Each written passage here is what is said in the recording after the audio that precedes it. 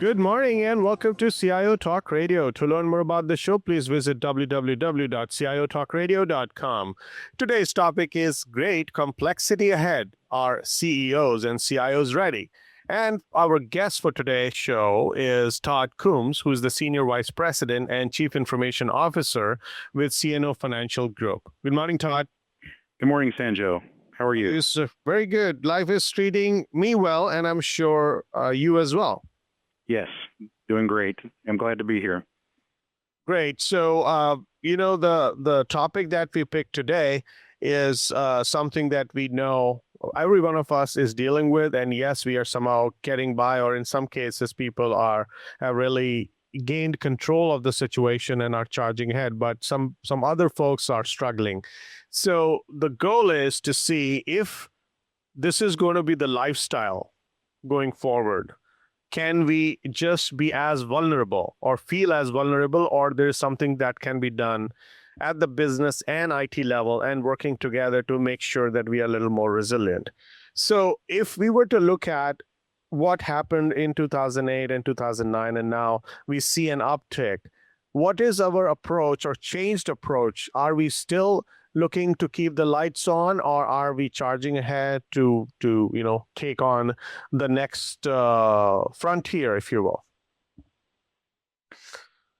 So what do you think, Todd? The last 2 years have been difficult for most people in business in the United States and the rest of the world as well. And I think as CIOs, we've had to figure out new ways to do things. Our job is to really support the business and do everything we possibly can to help our business partners be successful. But in the economic downturn, it's really been difficult. And so many of us have had to find new ways to get things done. We've had to cut budgets. We've had to MacGyver opportunities. And really, I think about things in a different way. And I think it's forced a lot of CIOs to really take a new look at the way that they run their operation, and to be thinking more about things that add predictability into what they do and to add value. The bottom line is adding value to the business. No, we always talk about adding value, and the way the value is defined is where you are enabling different initiatives that business wants to bring forth. Is that where IT should stop, or is that where CEOs should look at the CIOs and their crew in terms of this is what you're tasked with, so that's what you should deliver, and if you do, you get your bonuses and your paycheck and life is good? Or Sure. there's something more to it? When I think about adding value to the business, I really think about that model about run the business, grow the business, transform the business. So each one of those things adds value to the business, and each one of those things is something that IT can contribute to. So when we measure value, we think about what is the value that we add in running the business. So that's the lights on type of activities that we do, and we have measurements for those. And then when we think about growing the business, obviously we're out there trying to gain new market share and to add sales and that type of thing. And we measure that a little bit differently.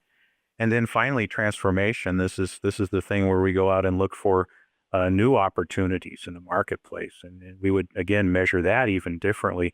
And I think IT's contribution on all of those areas can be very significant. It can add a true defining, differentiating kind of a capability to a business. And I think it's best when a CEO realizes the capabilities that IT can offer, and works together in a partnership with IT, and then also sets an example for the rest of the business to work with IT, not just as a necessary thing that has to happen, but as a trusted and valued business partner.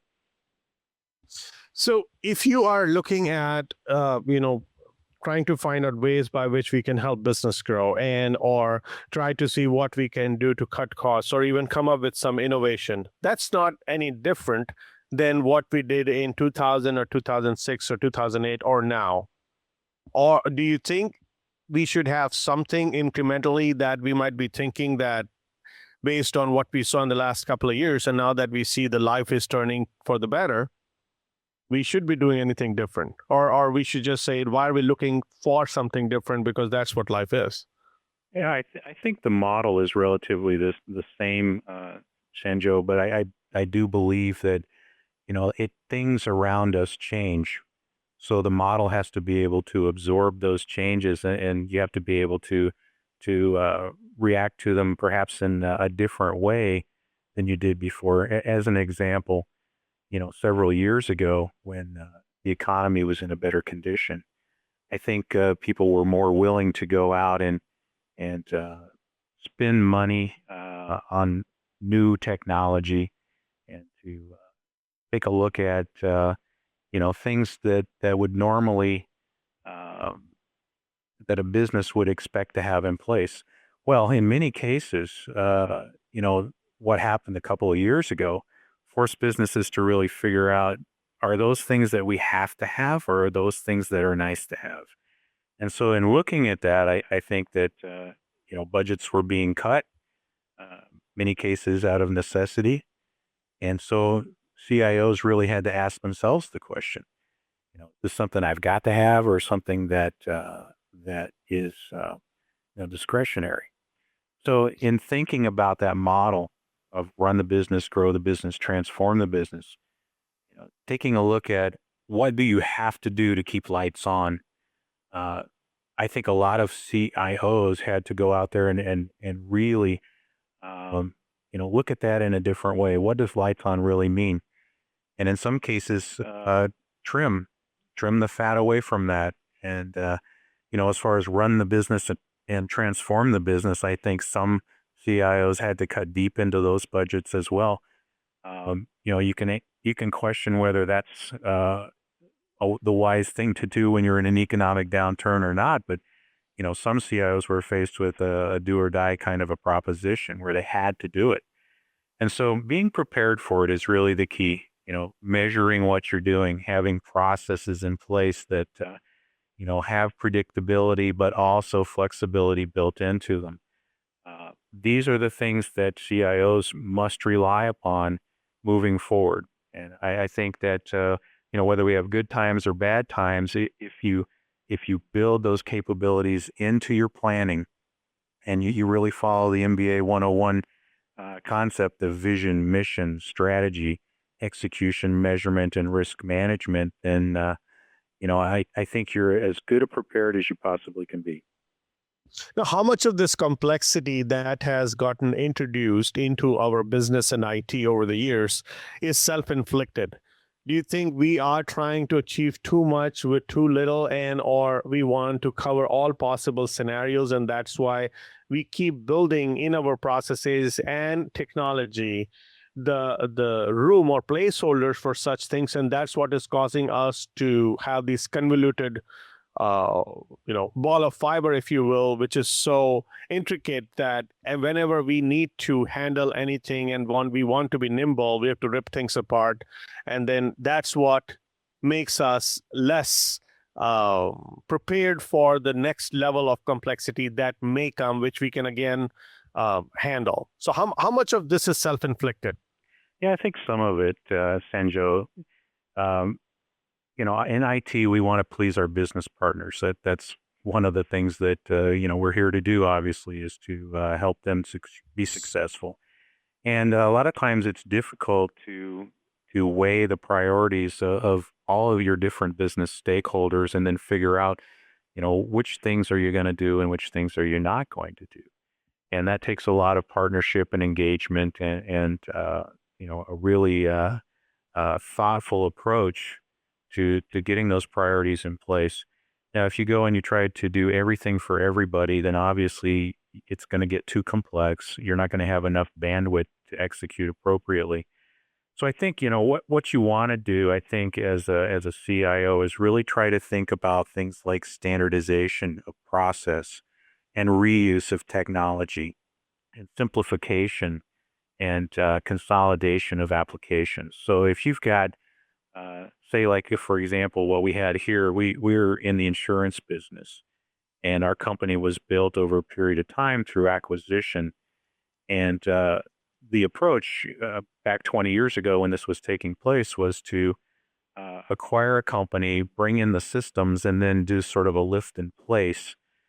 So we had at one point about 40 different insurance processing systems running here doing the same kinds of things. And so over the last 5 years, we've really been working diligently to take all of those systems and to consolidate, convert, and to do more of a strategic approach with one application in particular, moving all of these other systems to one.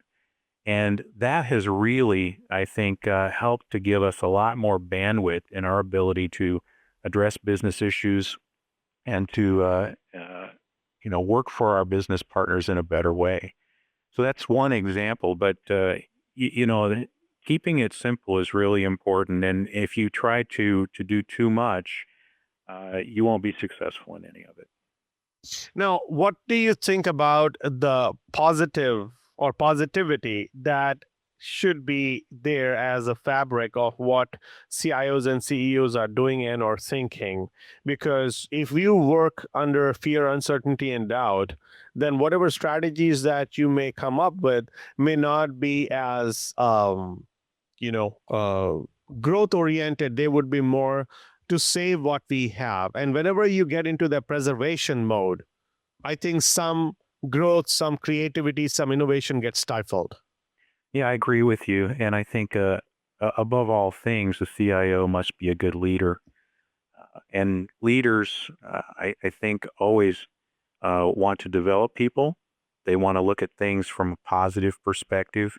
You can't operate out of fear. If you try to operate out of fear, then that creates a culture of fear, and a culture of fear can't be successful. So I think you've got to be positive. You got to have momentum moving forward. You got to have goals and things that you aspire to go do, not just from a leadership perspective alone, but also taking that down to the various levels throughout the organization, all the way down through and to the individual contributors. What you want is an environment where people want to come to work in the morning and do the best job they possibly can and feel like they're a part of something that's bigger than themselves, and it inspires them and makes them want to do the best that they possibly can. This is the environment that we want to have. So I think if you're operating out of fear and everything is negative, then you can't achieve that. Let's take a quick break, listeners. We'll be right back after these messages. And just to ask a follow-on question, Todd, so when we come back, let's look at what does it take to build that environment where people are positive and they are trying to get over whatever they have seen and charge ahead. Now, people at the leadership position, of course, they reach there because they had the emotional intelligence and perhaps they have different agendas. But then folks who are working at an operational level or even at mid-management, they see job security, they see bringing bread to the table, etc. So when they have something like that on the mind, how do you maintain that positive culture and that to pervasive within the whole organization so that the end result that you're looking for is actually achievable? Please stay tuned. We'll be right back.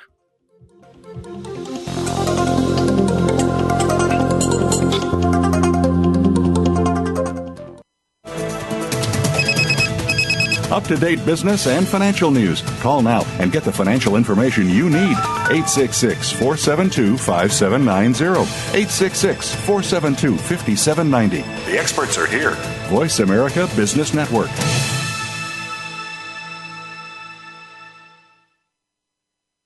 There are a variety of tools on the market that allow you to remotely work on a client, colleague, or friend's computer. But what solution do you choose? The answer is simple. GoToAssist. Brought to you by Citrix. It's reliable, fast, and secure. And with the exceptional performance, it is no wonder why IT professionals choose GoToAssist. Troubleshoot in seconds. Try GoToAssist free for 30 days. Visit gotoassist.com/CIO. That's gotoassist.com/CIO. Unleash your support potential with GoToAssist. Brought to you by Citrix. It's remote support made easy. Looking for flexible ways to scale your IT efforts? Then visit www.avol.com today. Avol helps companies find the global IT talent they need to align their IT and business objectives. Whether it's hiring top IT leadership talent or building a reliable technology team, Avol delivers. To find out how Avol can help your company, visit www.avol.com or call 1-800-947-2832. Avol, delivering global IT talent. That's www.avol, A-V-V-A-L, avol.com. Visit today. When it comes to business, you'll find the experts here. Voice America Business Network. You are listening to CIO Talk Radio. To learn more about the show, please visit www.ciotalkradio.com. If you have a question or comment, call toll-free 1-866-472-5790. Now back to the show. Here's Sanjog Aul. Welcome back. So the question here is, yes, we want to have a positive environment, and yes, we want to charge ahead and hold the bull by the horn and just get things going. With leadership, whether CEOs, CIOs, and other executive management, they definitely have reached there with the right type of emotional intelligence, perhaps, and also they have an agenda where you have nothing else, or lack of success is not even an option. Whereas when we have people other workers within the organization, so it spans beyond IT. So whether it's business user and or IT user or even middle management, they may not be as charged up, if you will, in terms of holding the bull by the horn and take this head on as a challenge. So their positivity or their ability to remain positive and work with you would almost need hypnotism. Do you think we can mass hypnotize that group to not look at the outside world and still charge ahead the way you want to? Yeah, I don't know about hypnotism, but I can tell you that a positive attitude can be contagious, and it's a great thing. It certainly contributes to a positive culture, which I think is one of the key ingredients to being successful in today's business environment. So when I think about my IT staff, and I've got close to 800 people in 4 different locations, including India. What I want to do is create an environment where people like to come to work in the morning. They like the people they work with. They have challenging work to do that makes them feel good when they do a good job, and they like their boss. They're getting paid well. So with all of these things in place, it sets the stage for a positive environment. But to go beyond that, one of the things that I require as CIO is for each person in my organization to have a development plan. You might have people that are in their dream job. They don't want to ever do anything else. They don't want a promotion. They don't want anything. They just want to come in, do their work. They love it. That's what they want to do for the rest of their career. And that's fine. There's certainly nothing wrong with that. But at the same time, they need to have a development plan. And their development plan might look something like continue to learn about your job, about how it affects the business, continue to take on more thought leadership in what you're doing, to where it's really bettering yourself. And I think when people are bettering themselves, then they're more productive. They do a better job and they feel better about what they're doing. So all this is critically important, and it all kind of goes to that bottom line of creating a positive culture and a positive environment where everyone can prosper. Now, if you were to coach someone who is not able to do so far, what are the do's and don'ts of being able to prepare the organization and create or insert or inject positivity? Yeah, and that's a really good question. And I think, every person has a reason why they work. The obvious reason is to make money and to provide for your families. But, it can go beyond that. Why are you here? Do you want to go into management? What are your aspirations for your career? All of these things, you have to think about each one and each individual and put a plan together for them, and then they would really drive that plan uh, and own it, make it their own. But I think as far as injecting it into the organization, you might find that there are some people that just are not on board with that. And one of the things that I did in my last IT town hall was to send this message out, and that is, uh, we want to create this type of a positive work environment, and I'm going to do everything I can to make that happen. So think of this as a train. We've all got a ticket to ride the IT train, and we're going to go to great places. I can give you the ticket. I can make you comfortable on board. I can make sure that the train's going to arrive where it's going, but I can't make you want to ride it. So if you don't want to ride the train, then I would ask you to get off and look for what it is that you really want to do. So I made it quite clear to our associates that this is the culture that we are building together. But if you're not comfortable with that, if you don't feel like you want to be a part of that, then you need to go and do something different. Now, what you just mentioned in terms of what you are attempting to do, and I'm sure it's bearing fruits, if this is not consistent with every business unit, if it's not consistent with the top level leadership's directive, then it might be an isolated effort and it would be creating weak links within the organization when one there might be one strong link which could be IT under your leadership, but everybody has to work together because the whole idea is to move the whole business forward and not just IT. Yeah, that's absolutely right. And you've touched on a real important part of what a CIO has to do. And that is you've got to make sure that your own organization, the IT organization, is headed in the right direction. And that's really important. But at the same time, you really have to create those relationships with your business partners. If you don't have a good relationship with all of your business partners and business stakeholders, then everything that you're doing in IT, it may be fruitless in the long run. So it's all got to be done together. A CIO has to think top down. They've got to think side to side with peers throughout the business, and then they've got to think, looking upward to the CEO and the board of directors, and making sure that each one of those levels is getting value. And what we do as CIOs touches everyone in the organization. So if we're not doing a good job at one of those levels, then it's creating a void or a vacuum that can be very detrimental and negatively impact the rest of what's going on. Now, if you were to inventory the true complexities which are getting created or they are coming to surface because we may be contributing towards it or external factors may be contributing to it, what are those? What are the new complexities that we are dealing with because of the way the change is happening?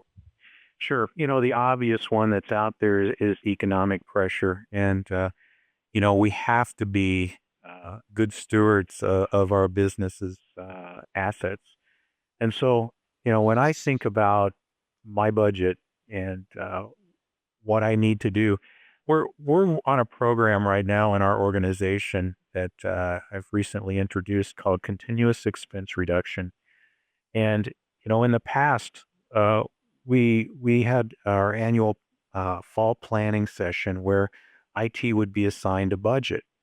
Well, there was always a lot of angst around that. And, what is our number going to be? Is it going to be the same as last year, less than last year? What will it be? So after quite a bit of negotiation, we would be given a number, and then we would be expected to put plans into place to make that budget. And so instead of taking that approach, we're working on something different now, where on an ongoing basis, I meet with my senior leadership and we put together ideas about how we can be more efficient. Some of them are small, low-hanging fruit kinds of things with low risk. And some of them are actually quite large that may also have quite a bit of risk around them. So the small things, the easy to do things, we just do them. And we don't wait for fall planning. We just implement them right away. Now, the larger things, what we're doing is we're putting them on a list, and then we're going out and we're collecting information. So we're analyzing, putting sort of a CBA type of an analysis together for each one of those ideas, including analysis around the risk that's involved. So at fall planning time, what we'll do is we'll take that information to senior management, and we'll engage in discussions where it'll be less about a negotiation of what our number is and more about the business leaders deciding which of those initiatives that we're going to take on. And then they can check off the ones they want us to do, and we will do that. And so it's less of a negotiation and more of a planned, proactive, thoughtful process. One question is regarding the sales. So cost of sales, typically the kind of percentages that we attribute to it as a percentage of revenue is mighty liberal as compared to cost of IT or the budget that gets allocated to IT as a percentage of the revenue. So in a way, it looks like there is a mindset which persists that IT is still a cost, whereas sales could definitely be benefited by getting enabled by IT in different form or fashion. These numbers or these percentages don't seem to add up. And in the world which is going to become more complex, should we truly be trying to be penny pinchers and or try to save a buck versus investing in sales or more revenue? And if that's the case, then why are we super negotiating our IT budgets? Yeah, I think that this has been, for many years, sort of a traditional mentality in business that, IT is perhaps a necessary evil. We have to have them, but, they're a pain to deal with. They're never on time. It always costs more than what we think it's going to cost, and so on. I mean, this is sort of that negative stereotype of IT. In the new world, it's got to be a different story. We've got to have IT leadership that are business people first and technologists second. And what I mean by that is I think you're going to see a lot more MBAs in the role of CIO. I'm an MBA. I teach MBA classes at night. It's one of those things that I think is going to add value in the future, where we can look at IT as more than just a necessary evil. We can look at it as something that's really going to drive innovation and growth in the business. So any resource that we may have in a business that is supposed to allow you to move ahead and in some cases unravel the complexities that might be getting introduced over a period of time. So beside economic pressures, which are external environments, etc., what is complexity that we have brought upon ourselves that we could unravel using the investments? Sure. The biggest complexities that we've added to ourselves is just areas of redundancy and efficiency, both from a systems perspective and a process perspective. We can build some really wild versions of our system development lifecycle that, and so many hoops to jump through that, we just tax ourselves, or we can have so many different systems doing the same kinds of things that we just build a support nightmare. These are the kind of things that add the complexity and the inefficiencies. And talk about, I talk about them together. I talk about complexity, inefficiency, and excess cost. They all to me are pretty much the same. So the idea is to identify where we have those issues and then put thoughtful plans in place to remedy them. So it really boils down to having a strategy that takes that into account. And I think, every CIO will say, my strategies are aligned to the business. That's sort of the mantra of CIOs for the last 10 years. But really, to truly align to business, you need to think about things from many perspectives. And I really like that run the business, grow the business, transform the business model. And you have to think about strategies in each of those areas. So run the business, you look for efficiencies. Grow the business, you look for opportunities to do things that help your business partners get more sales and revenue. And then transform the business, you look for innovation. You look for some things that will help you take on new markets or perhaps a whole different type of business that you want to invest in. So it's a combination of, it's not just cut. It's not just let's go reduce the budget, but it's really, what do we invest in? And I think it's that whole partnership with the business, with IT sitting there at the table with the CEO and the business leaders, working it out together. That's what it's going to take in the new world to make it right. Let's take a quick break, listeners. We'll be right back after these messages and look at the different complexities that got introduced or challenges that we might be facing or the changes that are happening within the organization or outside. Are they truly all bad, or they are in fact producing and or creating new opportunities, and it's up to us for us to cash in on those opportunities? So let's inventory those and see how we can cash in. Please stay tuned. We'll be right back.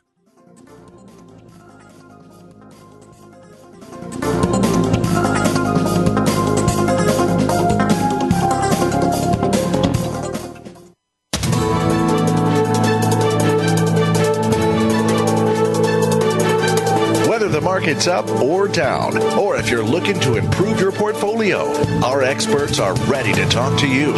Call now toll free 866-472-5790. That's 866-472-5790. Voice America Business Network.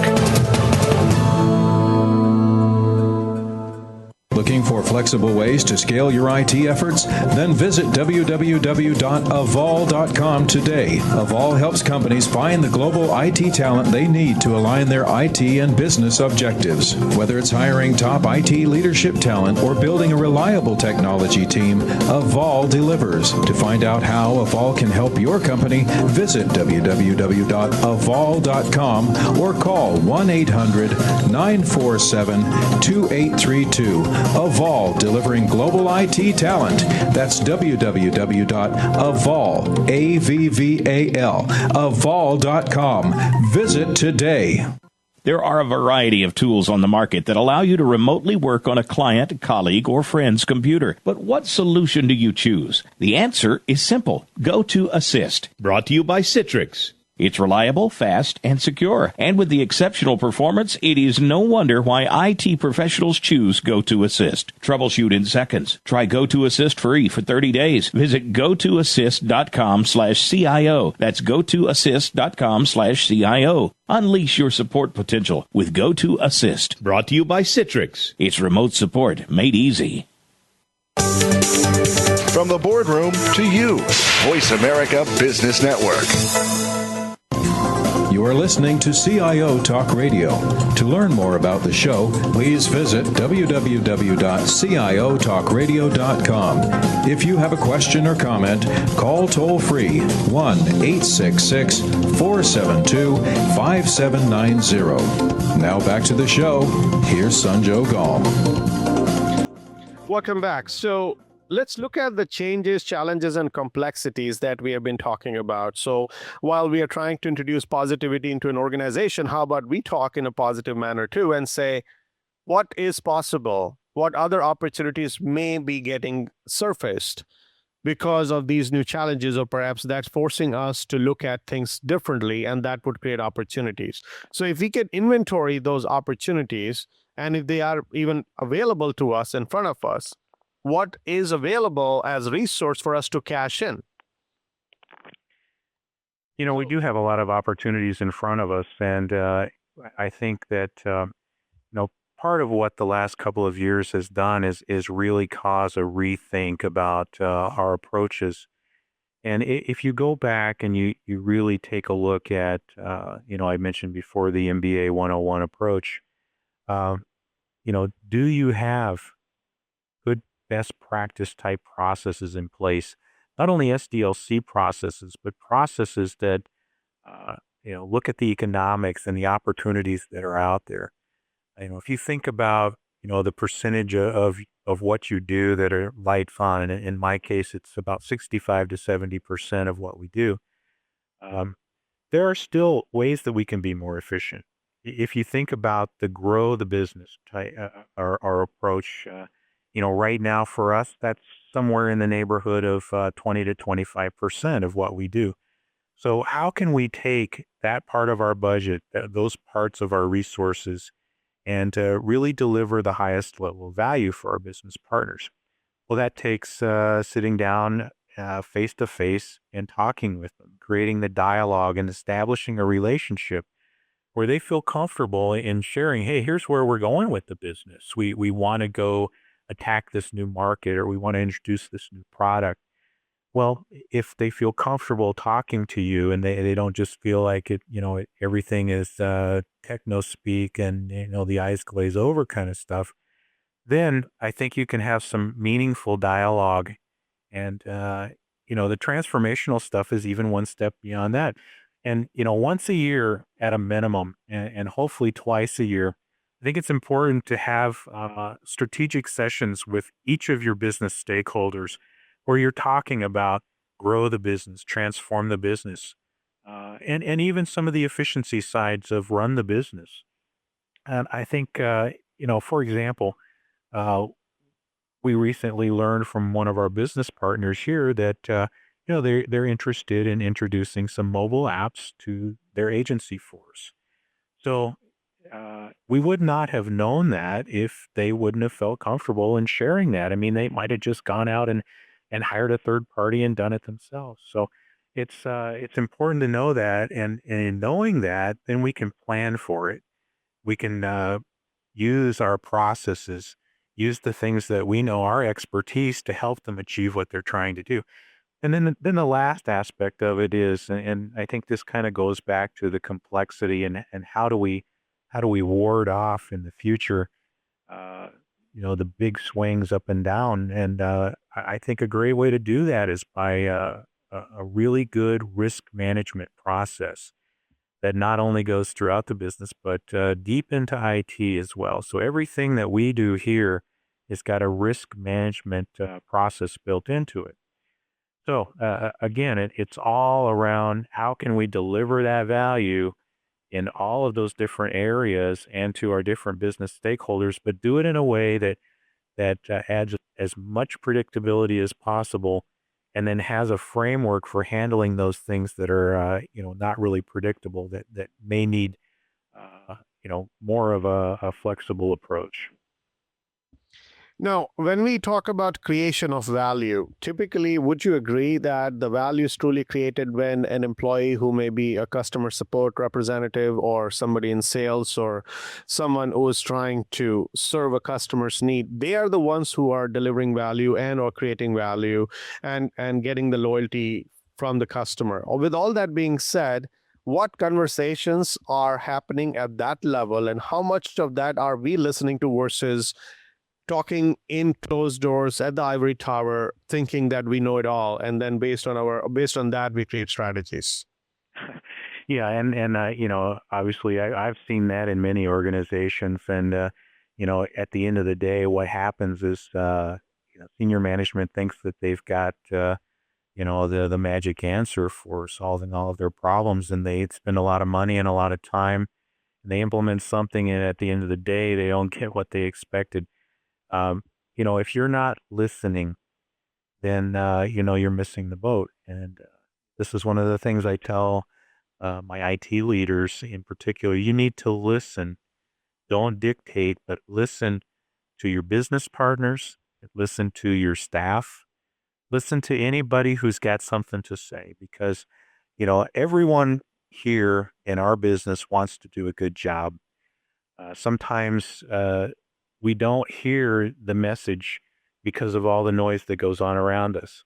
We talked about complexity. We talked about all the challenges of the day. That stuff creates noise. So if we really want to know what are the issues, the pain points, the problems that people face, and what are the potential ideas around solutions, most people really understand their jobs, and they have a good idea of what their issues are, and they usually have pretty good ideas around solutions. So one of the things we make sure we do here is, we create that vision at the top level. We create strategies at all levels, and then we listen to everyone in the organization to try to create the best action plans for those strategies. And absolutely, when you enter into the execution phase, if you're not listening to that feedback from people, from individuals, and from metrics and other means, then how do you know how well you're doing? And how do you know what kinds of tweaks and changes you need to do to optimize what you've put in place? Now, how do you know how well are you listening, and how are you taking what you listen to into something which is actionable intelligence? Yeah, and I think that's the bottom line, Sanjo. It's a combination of things, really. I think as leaders, we need to be in tune to our people. We need to be, if you're listening and then you take those things that our folks say, and then you create action plans that include those comments, those suggestions, and implement them. Then you can get feedback again by going back and asking the same people, did this really accomplish what we were trying to do? Plus, I think, a big part of what we do is really based around metrics. So if you've got metrics in place that measure how you're doing in many different aspects of your operations, then I think the combination of those two things, again, it's feedback. Feedback from people, feedback from metrics. That's the key. And I've seen many times where people produce metrics and they have forums for people to voice their opinions and their views, but then they don't do anything with it. Metrics that are not actionable or you can't make decisions from are worthless. You should not even produce them. And I think that if you listen to people and they say something, you take a survey and they respond and you don't do anything with that, then not only is it worthless, it actually creates a feeling of animosity in some cases, or even despair or resentment. Where, hey, you asked me my opinion, I gave it to you, and then you didn't do anything with it. So you have to take action. If you aren't taking action, then that means that you're not exercising proper leadership, or you don't have good feedback. So it's a combination of all of those things, Sanjo. Let's take a quick break, listeners. We'll be right back and look at, with all the things that were discussed and the way we spoke about things we should be doing, but perhaps we are giving a lip service to. Does that mean that we are not ready as CEOs and CIOs? So what is that benchmark? What's that holy grail? What's that checklist which we could utilize to know whether we are ready or not, and how much of an orange, red, or yellow alerts we could develop so that we know, and we face it every day so that we are aware that if we don't do it, then we are asking for trouble in coming days. Please stay tuned. We'll be right back.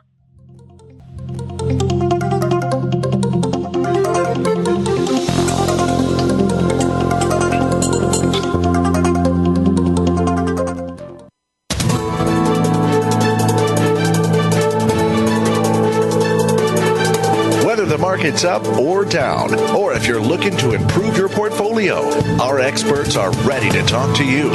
Call now toll free 866-472-5790. That's 866-472-5790. Voice America Business Network.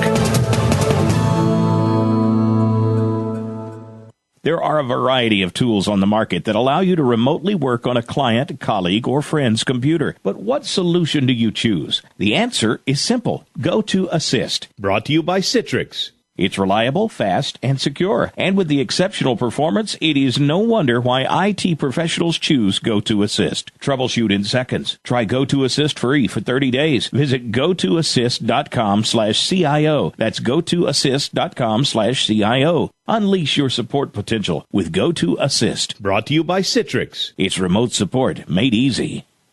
Looking for flexible ways to scale your IT efforts? Then visit www.avol.com today. Avol helps companies find the global IT talent they need to align their IT and business objectives. Whether it's hiring top IT leadership talent or building a reliable technology team, Avol delivers. To find out how Avol can help your company, visit www.avol.com or call 1-800-947-2832. Avol, delivering global IT talent. That's www.avol, A-V-V-A-L, avol.com. Visit today. When it comes to business, you'll find the experts here. Voice America Business Network. You are listening to CIO Talk Radio.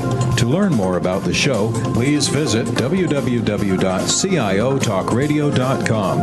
If you have a question or comment, call toll-free 1-866-472-5790. Now back to the show. Here's Sanjog Aul. The latter part of the topic is, are CEOs and CIOs ready? Based on all the discussions we have had, it looks like a majority of the percentage of those leaders may not be ready because they may not have a true knowledge of what's going on at the tail end, where the tail end of the organization, which is the employees who are dealing with the customers and trying to create value. And we do not have perhaps the actionable intelligence to keep making that particular experience better for the customer. So that's there. Now, if we were to really create a checklist or a benchmark, or a red, orange, and yellow type of color coding to see, am I ready in this area versus this? What are those areas? What is that benchmark? What is that checklist? Yeah, and I think you're talking about something right now, Sanjo, that I'm pretty passionate about.